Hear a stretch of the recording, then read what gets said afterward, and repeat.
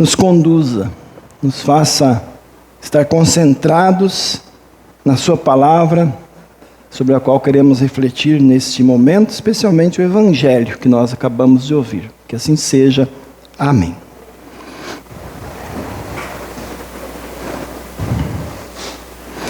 Meus queridos irmãos, irmãs no Salvador Jesus,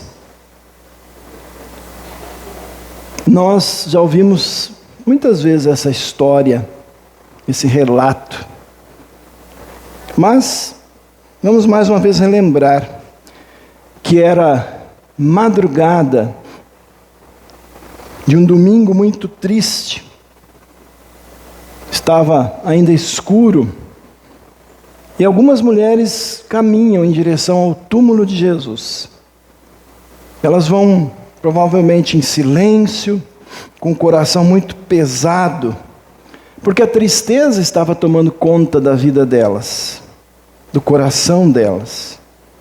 Porque afinal, tudo parecia ter terminado naquela sexta-feira de tarde, numa cruz.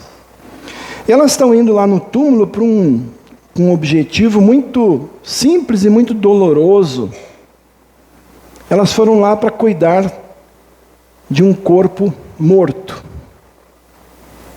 Elas queriam terminar o que elas tinham começado na sexta tarde, mas elas não puderam terminar, porque nós sabemos que os judeus, até hoje, eles contam o dia a partir do pôr do sol, né? Vamos dizer 6 da tarde mais ou menos. Então, quando Jesus foi tirado da cruz, até ser levado para o túmulo, já era quase 6 da tarde, aí começava o sábado dos judeus, e no sábado era proibido qualquer trabalho, muito menos embalsamar um corpo. Então, elas tiveram que fazer algo rápido na sexta de tarde. E agora estavam indo lá para prestar talvez o último gesto de amor por aquele mestre que elas amavam tanto. Mas, já no caminho, elas provavelmente estavam pensando: quem que vai tirar aquela pedra enorme?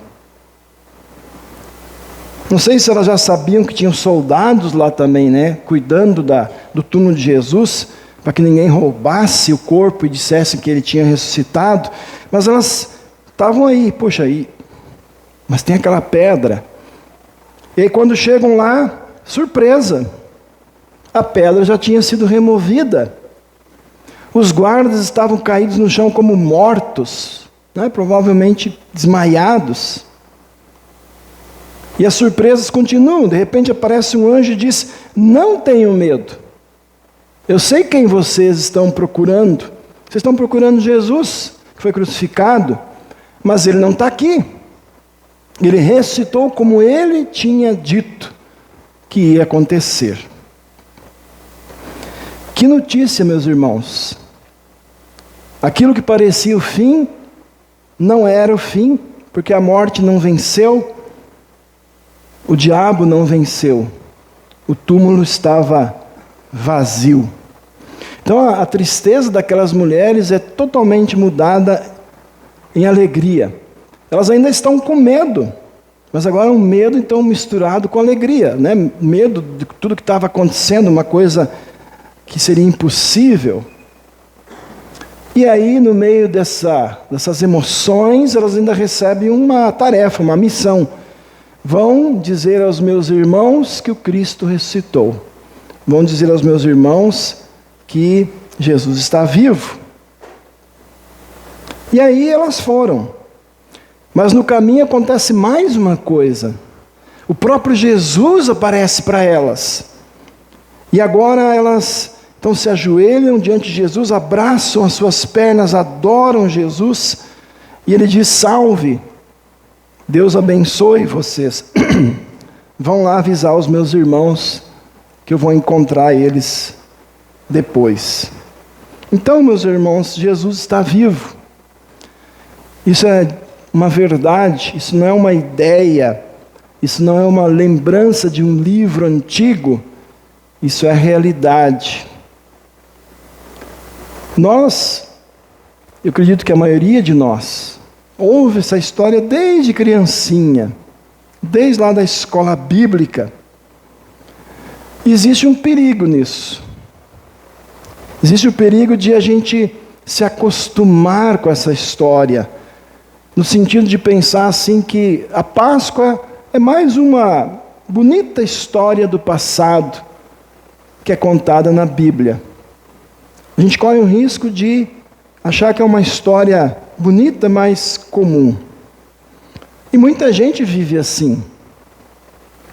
Nessa época, normalmente, as igrejas enchem.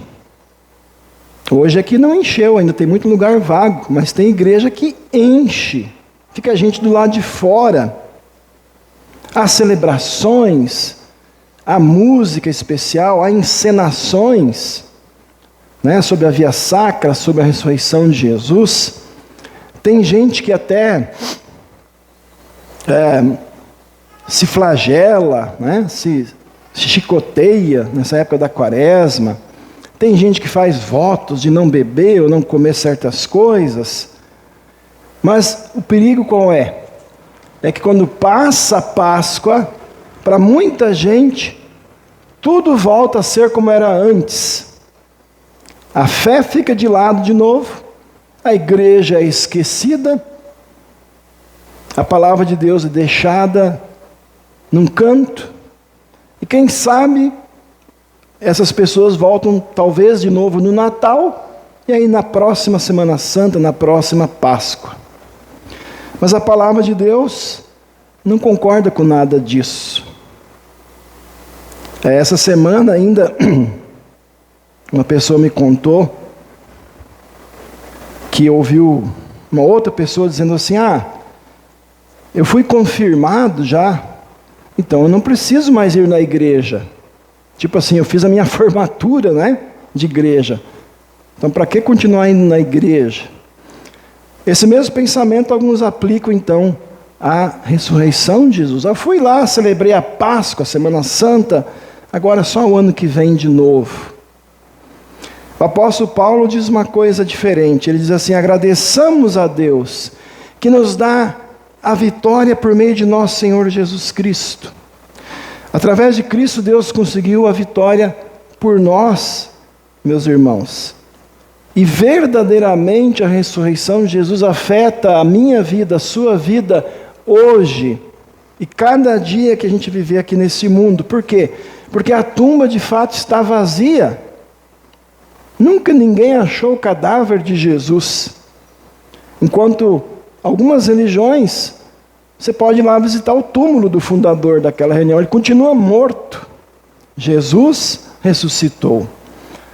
E a vitória de Cristo não é só dele. Ele não fez isso por ele. Ela é para mim e para vocês. Na carta que nós ouvimos hoje, o apóstolo Paulo diz: Cristo é a verdadeira vida de vocês. Cristo é a verdadeira vida de vocês. Para a gente refletir, né? O que algumas pessoas colocam no lugar de Cristo nessa frase? Talvez o meu time de futebol é a minha verdadeira vida. Talvez o meu trabalho é a minha verdadeira vida. Talvez a busca por dinheiro e ter cada vez mais é a minha verdadeira vida. A busca por prazer é a minha verdadeira vida. E o apóstolo Paulo fala: você que crê em Jesus, eu e vocês, Cristo é a verdadeira vida de vocês. Porque, como eu coloquei aqui o título bem pequeno, né? Que está muito claro, mas aqui é o túmulo vazio. Ele fez isso por nós. Ele ressuscitou por nós. E esse por nós é muito importante para a gente entender a Páscoa. Dizer que Jesus morreu, ressuscitou, não é uma coisa tão difícil. Muita gente diz isso. Como eu falei antes, muita gente até celebra isso. Mas quando você acrescenta essas palavras, ele fez isso por nós. Quando você fala, ele fez isso por mim, isso que Jesus fez tem um significado novo, muito mais profundo. Porque realmente foi por nós, foi algo muito pessoal. Algo muito pessoal. Tem a ver com você tem a ver comigo, tem a ver com hoje, tem a ver com a nossa vida depois que a gente sai aqui do culto. Porque Ele não apenas morreu e ressuscitou. Ele morreu e ressuscitou por nós e por todas as pessoas do mundo. E isso então, meus irmãos, muda tudo. Porque Ele morreu por nós para nos dar algo que ninguém mais pode nos dar, o que é perdão dos nossos pecados. Consciência limpa diante de Deus. Ele sofreu e morreu por nós para que a gente fosse justificado diante de Deus. Ou seja, para que Deus olhe para nós e fale assim: olha, Leandro, você é um pecador sujo e imundo. Mas porque Jesus morreu por você, Leandro, você está justificado. Diante de mim agora você está limpo pelo sangue de Jesus. E isso Ele diz para cada um de nós. Ele ressuscitou por nós para dar para nós a certeza de que a morte não é o fim. Que nós vamos ressuscitar também um dia. Então a vitória dele é a nossa vitória. E eu quero falar um pouquinho mais aqui sobre a morte. Eu tenho certeza que a maioria de vocês já enfrentou a morte. Talvez alguns já tiveram risco de morrer, mas com certeza vocês, na sua família, entre conhecidos, já enfrentaram a morte de um familiar, de um amigo, de alguém querido. A morte ainda dói. Como doía naquelas mulheres que foram ao túmulo, naqueles discípulos que estavam lá escondidos, tristes. A morte continua, meus irmãos, sendo dura. Ela separa a gente das pessoas. Ela deixa saudade. Ela tira pessoas que nós amamos profundamente do nosso convívio. Talvez ela faz a gente pensar assim: quando alguém querido é tomado pela morte, será que eu vou conseguir ir adiante sem essa pessoa? Quantos de nós já sentiram isso? Tenho certeza que a maioria de nós. E aí quando a gente fala aqui que Jesus é a ressurreição e a vida, não quer dizer que a fé em Jesus torna a gente insensível. Não. A gente ainda sente, a gente ainda vive com a dor que a morte provoca na vida da gente. Nós cremos sim na vitória de Jesus, mas nós ainda choramos. Nós ainda sofremos, nós sentimos a ausência daqueles entes queridos. E aí é justamente quando a mensagem da Páscoa brilha ainda mais forte. Porque no meio da nossa dor, meus irmãos, Deus diz assim: não é o fim. Para quem crê no meu Filho Jesus, a separação é só temporária. Assim como Cristo foi ressuscitado, todos aqueles que nele creem também serão. Isto é certo. Não é só uma esperança, isso é uma certeza. Haverá um reencontro. Haverá uma vida plena. Vai existir, sim, meus irmãos, uma eternidade sem dor nenhuma, sem lágrimas, sem despedidas. E isso não é ilusão. Isso é uma promessa de Deus. E essa certeza muda a nossa vida, então. Muda como a gente vive, como é que a gente enfrenta o sofrimento, como é que a gente enfrenta a própria morte. A nossa maneira de olhar para a morte muda. Mesmo que a gente não goste de pensar nela, na morte, a gente pode dizer com confiança: quando Deus me chamar, eu estou pronto. Não é porque eu e você somos muito fortes, mas é porque Cristo venceu por nós, por cada um de nós. Assim como aquelas mulheres, assim como aqueles discípulos, nós também, meus irmãos, temos uma nova paz. Nós temos esperança, temos confiança. A gente olha para a cruz, eu gosto sempre de usar aquela cruz ali que tem Jesus, eu tenho lá no meu escritório, é o crucifixo, porque A cruz, com Jesus na cruz, é que mostra o que ele fez por nós. A cruz vazia só mostra que ele foi tirado dali. A cruz vazia não é símbolo de ressurreição. O símbolo de ressurreição é o túmulo vazio, esse aqui. Mas quando a gente olha de novo para o Cristo crucificado, a gente lembra que antes dele ressuscitar, ele teve que sofrer no meu e no seu lugar. Quando a gente olha para esta cruz, para o túmulo vazio, a gente vê sacrifício e a gente vê amor, a gente vê vida. E a gente ouve então a promessa de Jesus para cada um de nós: porque eu vivo, você também vai viver. Porque eu vivo, aquele que crê em mim viverá também. E agora, meus irmãos, a nossa vida tem um novo sentido. Nossa vida tem um novo objetivo, uma nova missão. Ela tem uma direção certa, ela tem um objetivo claro, né? A gente não anda mais sem rumo aqui no mundo. Assim como foi com aquelas mulheres, nós também somos chamados a levar essa notícia ao mundo. Há perdão, há salvação, há vida em Jesus. E aí, quando a gente fala isso, né? Jesus nos chama a levar a notícia da salvação ao mundo. Não pensem lá na China, no Japão, no Iraque, qualquer outro país. O primeiro mundo que você e eu somos chamados a levar essa notícia é o mundo da sua casa, para os seus filhos, para o seu marido, para a sua esposa. E aí esse mundo vai expandindo para os seus familiares, para os seus vizinhos, para as pessoas que trabalham com você, para as pessoas que se encontram no dia a dia e assim por diante. A gente também ajuda a levar esta notícia a outros países do mundo, sabe como? Com as nossas ofertas. Uma parte das nossas ofertas vai para missões que nós temos no Brasil, em vários lugares do mundo.